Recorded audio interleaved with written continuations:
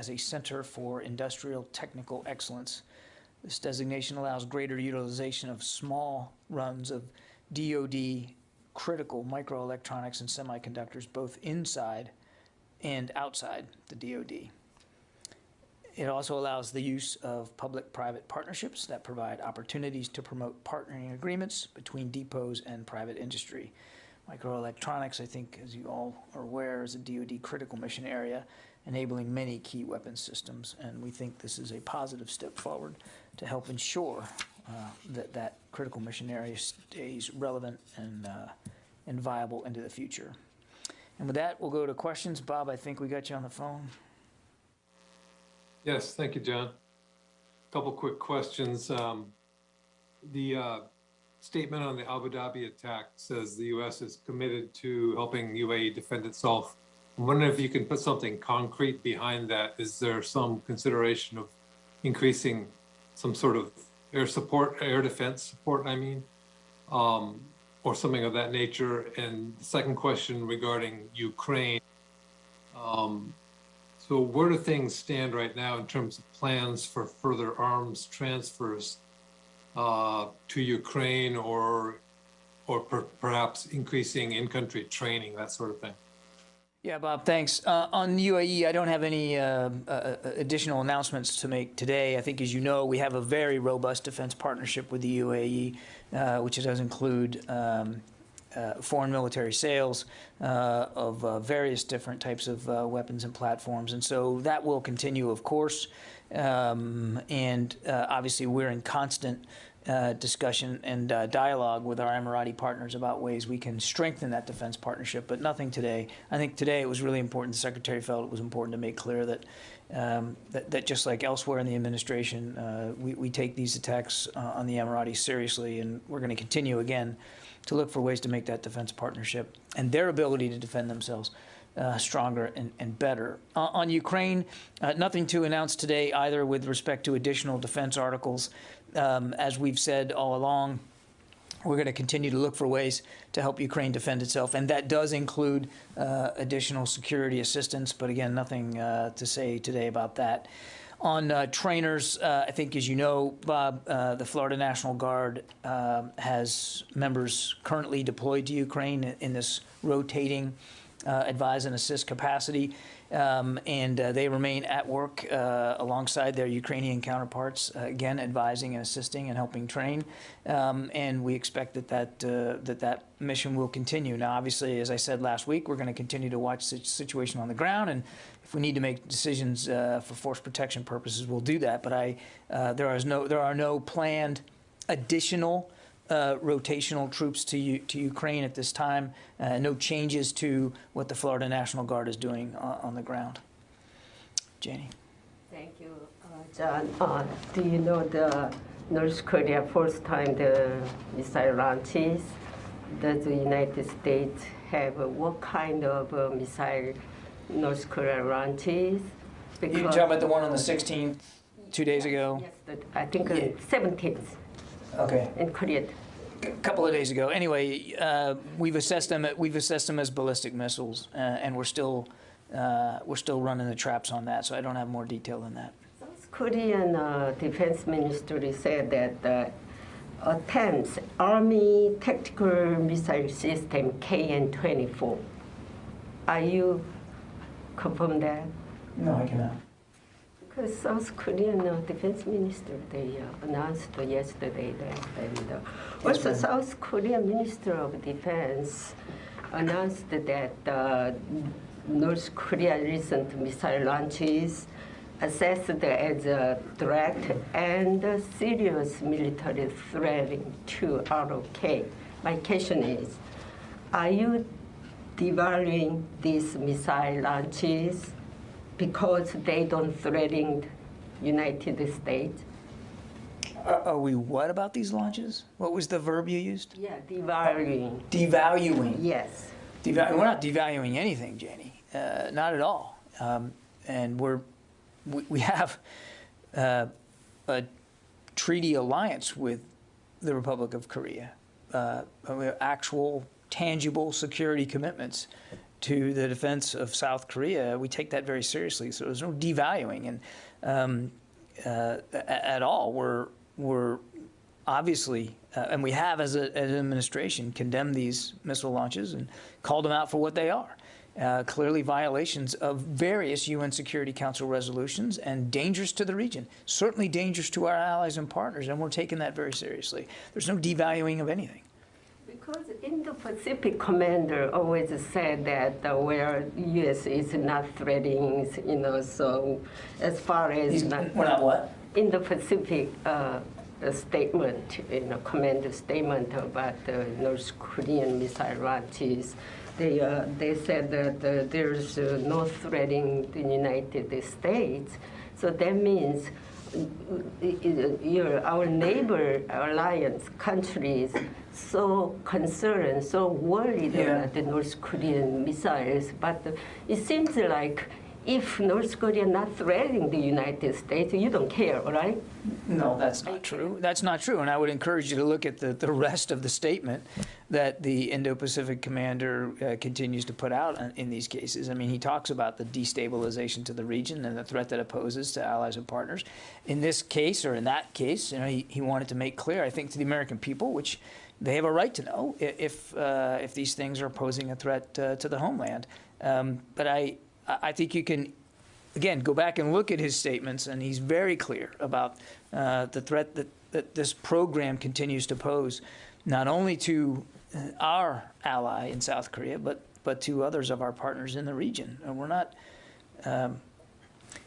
we're continue to take this threat and this improving program of Pyongyang's very, very seriously.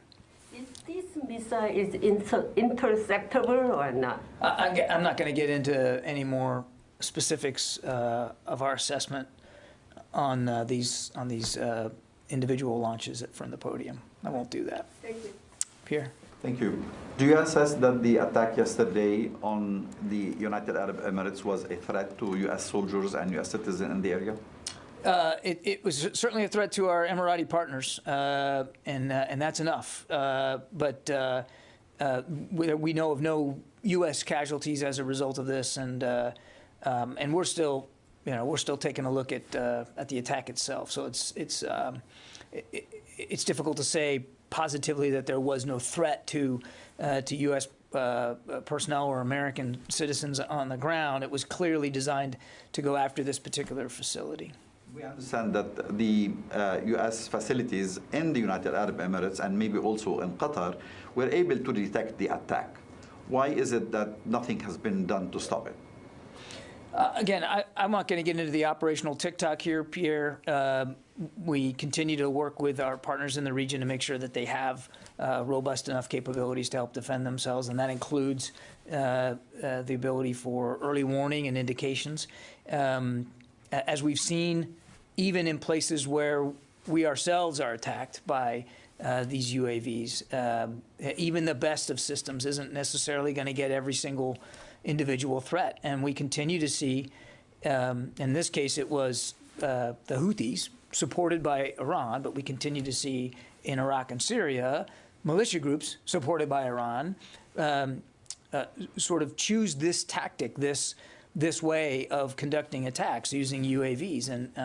And it's an evolving threat and that we are constantly trying to make sure that we can stay ahead of. But it's a difficult threat to constantly make sure you can stay ahead of. So while we'd love to say, we have 100% coverage in every single one, that's going to be a very difficult thing to achieve as the threat continues to evolve. And evolve, quite frankly, Pierre, in real time. Yeah, Fadi. Okay, John, so you just said that the Houthis, supported by Iran, were behind this attack that the Secretary described as terrorist. However, he did not assign any blame. He didn't mention the Houthis. So first, are you, based on your assessment, are you confirming that the Houthis actually... I think I've spoken pretty clearly to it. So okay, and based on that, are you able to say whether the weapons used, the system used in this attack and the type of the attack mark any development in the Houthis' capabilities? I'm not going to get into intelligence assessments, Fadi. Were the U.S. forces stationed in Al-Dhufra Air Base in the UAE able to share the any early warning with their Emirati? I'm not going to talk about operational details. Is the U.S. Last question, since I'm not getting answers. No, you're getting answers. I'm answering all your questions. I'm not sharing. You're not sharing anything. That's the answer. So, are the U.S. forces in the UAE now supporting their Emirati counterparts in any way, shape, or form in dealing with this attack? I know of no requests by the Emiratis for U.S. assistance in terms of investigating and responding. Obviously, as I said, and as the Secretary said, they're close partners, and if they desire U.S. assistance, I mean, clearly we'd be positively disposed to look at that, but I know of no requests for support right now. Let me go to the phones. We've got lots of folks on the phones, and I don't want to ignore that. Carla Babb. Hey, thanks, John. Quick question about some Afghan Army helicopters. There were about a dozen that went to Tajikistan and Uzbekistan on August 15th, and now the Taliban is looking to get them back. And I'm just wondering what the Pentagon thinks about that and where the Pentagon feels that those Army helicopters should go. Thanks. Still working out the disposition of those helicopters, Carla. I don't have an update for you on any decisions about how they will be handled, but I think it's safe to assume that they will not be sent into Afghanistan to be used by the Taliban. But as to what they end up doing and where they end up going and who ends up with them, we're still working our way through that decision-making process.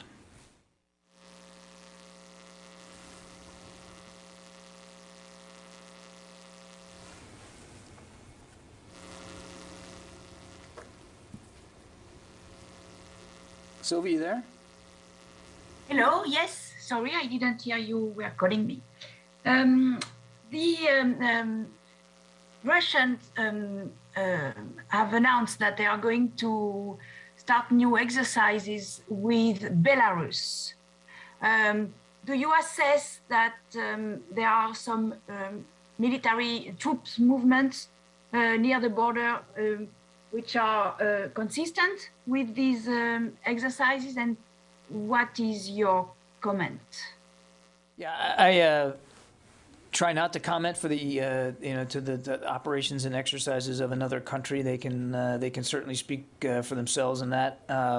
What I would tell you, Sylvia, is we continue to see a sizable force presence by the Russian armed forces in the western part of their country, around the eastern border and northeastern border with Ukraine. It continues to be concerning to us. There's no sign, no indication that the Russians are willing to de-escalate. And as we said, well, as our diplomat said more than a week ago, that one of the things that we were willing to talk to the Russians about was changing the scale and scope of our exercises if and only if there was going to be reciprocity on the Russian side. Again, we see no signs of de-escalation, so we're going to continue to try to pursue the diplomatic path, and as an administration, make sure that we're ready should that path fail and should there be another incursion and that includes in the economic domain. And I obviously won't speak to that with great specificity here from this podium. What we are prepared to do, and what we've said publicly, is if there's another incursion and if our NATO allies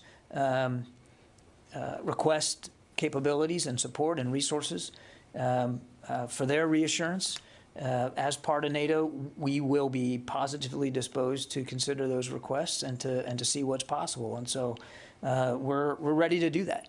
We've thought through various permutations here, and we're ready to do that if asked.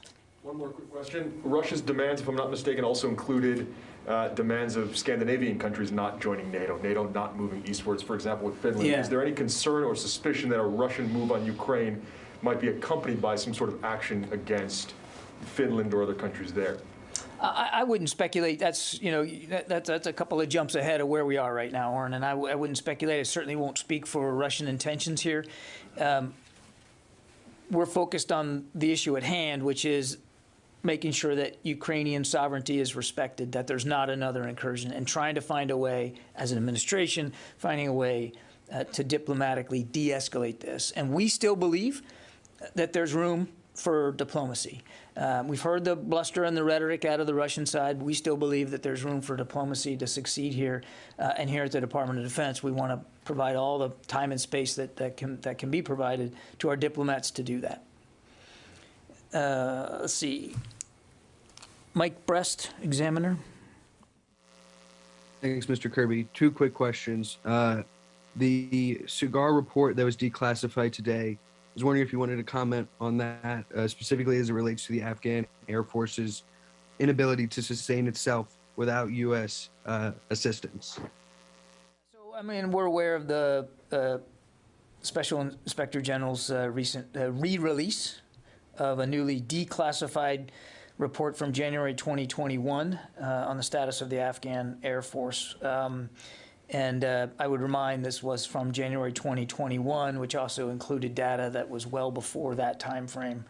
What remains clear is our longstanding insistence and open acknowledgement of three key tenets surrounding the importance and the long-term viability of what was the Afghan Air Force, the important role that they had in supporting the ANDSF on the ground, the need and the importance that we recognized of continued funding and maintenance, logistics and training support, which again, Special Inspector General found as well, and the challenges, of course, faced with continuing such support amidst a withdrawal of on-the-ground forces. The specific challenges that were presented in this report were well known to us. In fact, were being actively addressed by the department and our coalition partners as presented by the responses that we issued to the Special Inspector General's three main recommendations. And these were responses made by Headquarters U.S. Forces Afghanistan, the Combined Security Transition Command Afghanistan, and NATO Special Operations Command Afghanistan.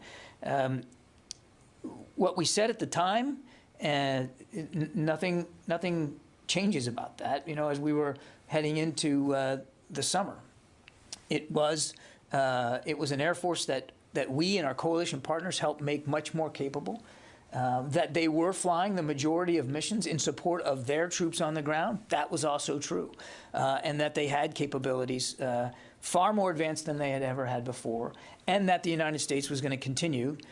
This was the original plan, of course, was to continue our support for the Afghan Air Forces. So we absolutely recognized the shortcomings and the issues that the Special Inspector General made back in January of 2021. We were addressing those, and we made it very clear that we were going to continue to try to find ways to make the Afghan Air Force even better. Tony Capaccio.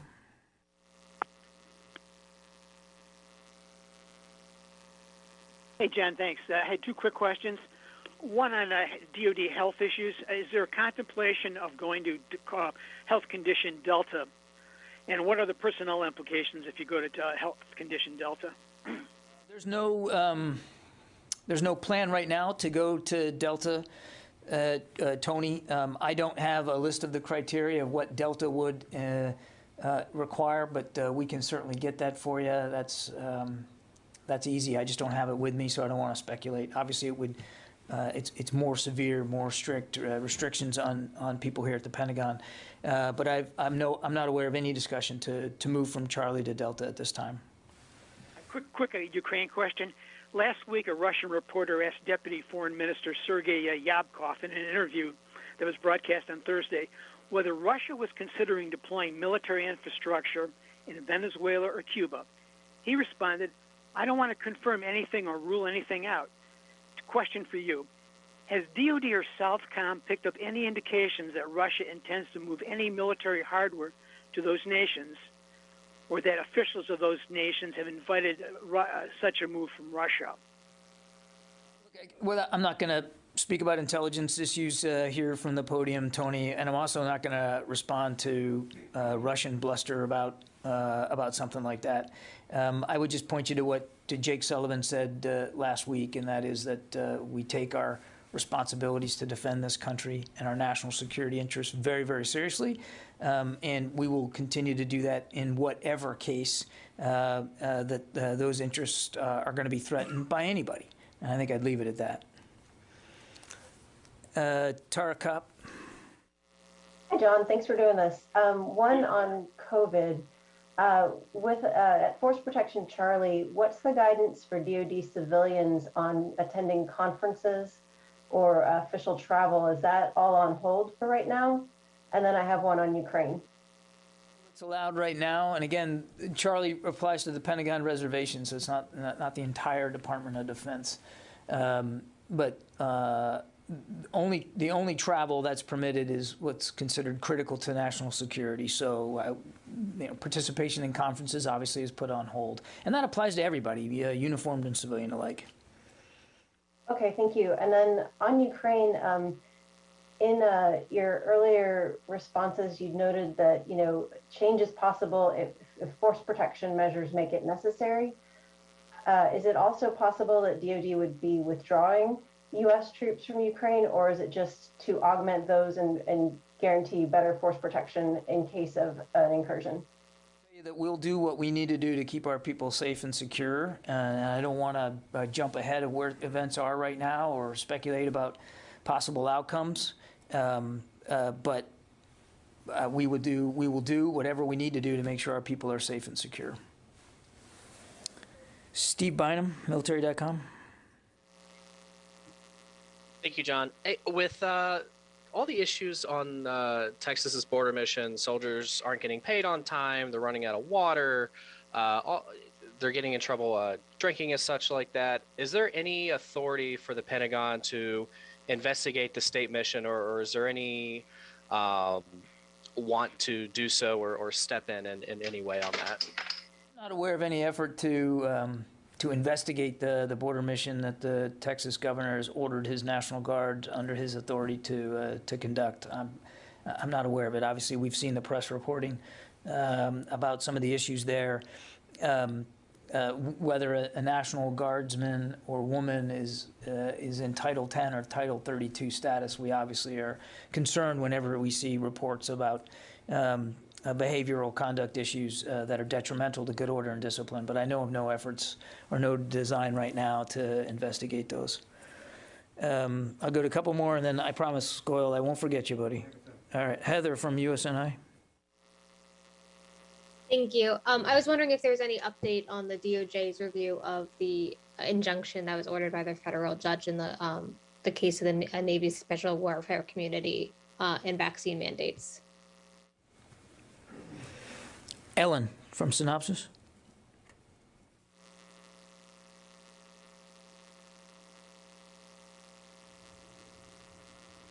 A couple more seconds there, Ellen. Okay. Let's see. Kelly from Nexstar. Hi, John. Can you hear me okay?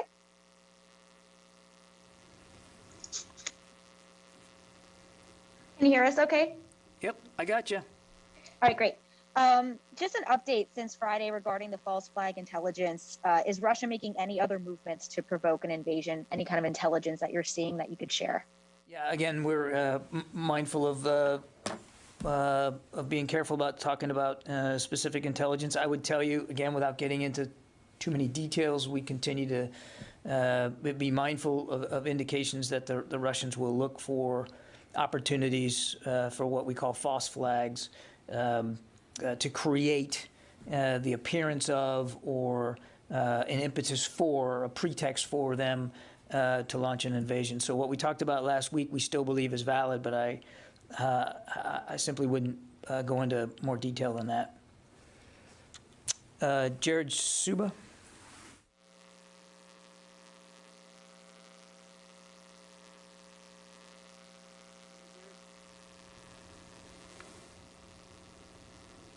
Okay, Jared, we'll come back to you. Goyle. Thanks, John. Two questions, please. One, going back to Texas incident.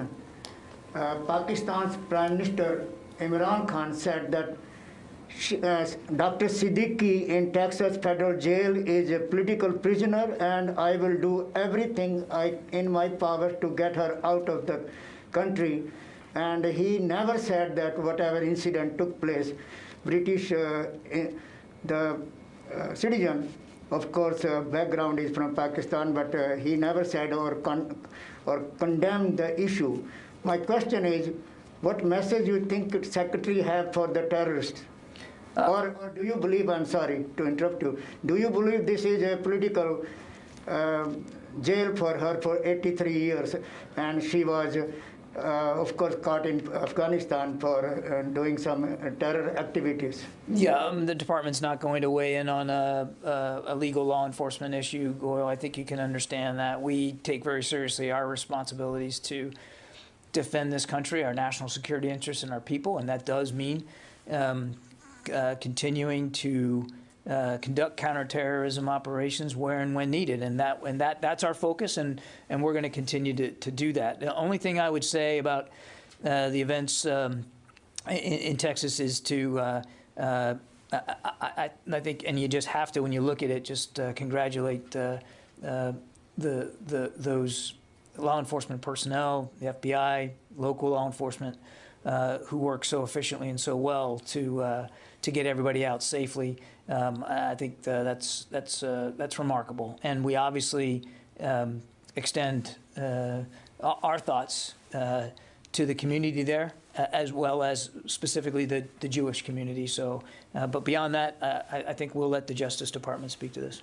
And John, going back to Afghanistan, Afghanistan's newly Taliban government is seeking recognition from the military and other powers and countries to recognize them.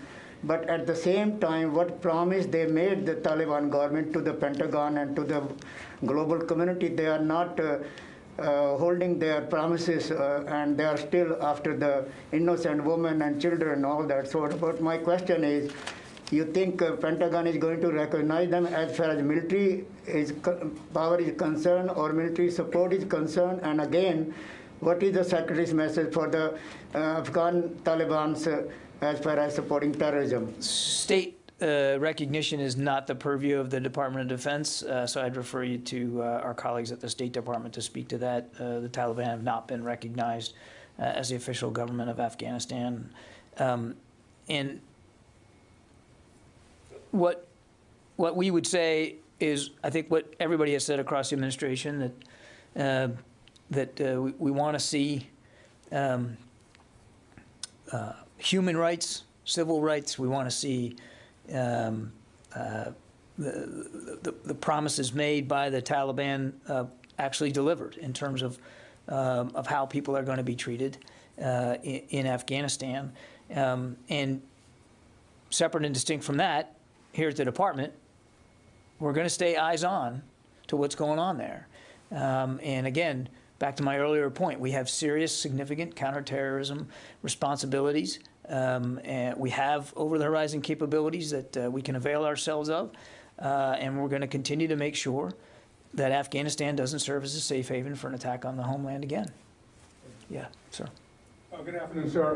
Question on the Africa Sahel. As you know, France is scheduled to wind down its Operation Barkhane counter operation in the Sahel the first quarter of this year, and then gradually draw down troops from about currently 5,000 to 2,500 by next year. So last year, September 2021, Secretary Austin, he had a phone call with France's Armed Forces Minister Florence Parly, and he assured her that the Pentagon remains firmly committed to supporting France's counterterrorism mission in the Sahel. So how will France's reducing drastically its amount of troops, cut in half, impact on the U.S.'s support for this counterterrorism operation? Will they increase their support or pull back? I think it's too soon to tell. I mean, and I certainly would refer to the French Ministry of Defense to speak to their operations and how they're going to conduct them. But nothing will change about our commitment to continue to support France in these efforts. So broadly speaking, that doesn't change. How they change their footprint or their operations is really for them to speak to. But the Secretary was very clear, and we've been consistent. We're going to continue to support them as they need it. And as their needs change, regardless of footprint, and as their needs change, we'll adapt our support to best meet their requirements. And frankly, ours too, because we have a shared security interest in dealing with terrorism threats there in the Sahel. Does that answer your question?